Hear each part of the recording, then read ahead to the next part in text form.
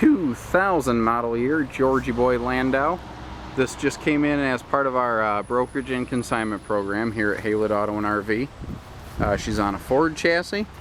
Good example of used, not abused. You know, she's had a couple miles, a couple little battle scars here and there, but that's because they didn't let it sit under a tree somewhere and rot.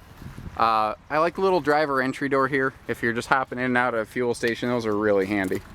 That way you don't have to go all the way in and out of the coach door. Good looking aluminum wheels on here. Lots of tread on these tires. I always like to point out tires on a motorhome. You know, these are not weather checked. Lots of good rubber left on those treads. Full basement storage here, as is the case on basically any Class A motorhome anymore.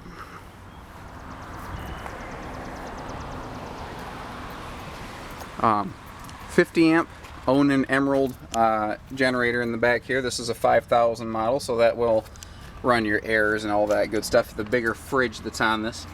It looks like they added the Class 3 hitch and the 7-way wiring aftermarket, but did a really nice job of it. They didn't patchwork that together at home.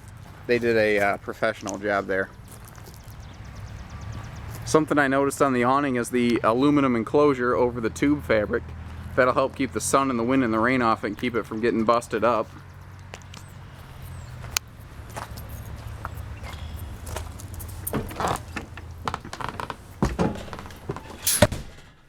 Let's start at the front, work around here.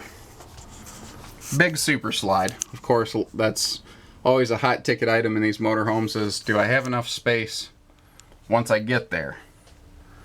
Leather pull-out sleeper sofa. That way if we have guests or kids, everyone has a spot to sit. Twin leather captain's chairs, flex steel chairs. And again, you know, you can see that the fabric is not all ripped up, torn up, shredded up. Used, not abused. There's the difference. Up here in the cockpit, you can see all the cruise controls and everything for the Ford chassis.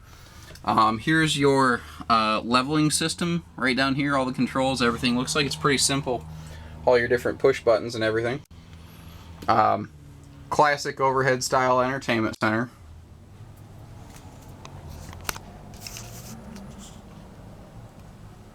Big spacious living room in here. I like it, very comfortable. The refrigerator in this, looking at it, it's either an 8 or a 10 cubic foot. I believe that's a 10 cubic foot, which is very large. That is about 60%, almost 70% larger than the standard fridge in the RV industry. Closet right here and wardrobe and pantry right next to the shower. You can use that whatever works for you. No step up into the shower is nice, so if you're a older camper or just a camper with limited mobility, this might work really well for you. And the bathroom in here really surprised me. This just, I don't know if this is the way it's shaped or angled or whatnot, but this is deceptively large and comfortable in here. I expected a small little closet bath, but this is really nice. Common rear bedroom. Second air conditioner, centralized back here in the bedroom. And you see they used every inch they could for storage. Speaking of which, there's a couple really big closets back here. Another set here, overhead cabinet. On this side is an overhead entertainment center and even more storage. Another thing to mention is the soft ceiling liners on these. That's probably not translating well to video, but if this ever had a leak, this stuff, it's kind of like drop panel ceiling. If it ever had a leak, you would see it like crazy on this, and I've not spotted anywhere around a skylight, around a roof vent, anywhere that's had water damage. It looks like I said, this was used, but it was taken care of.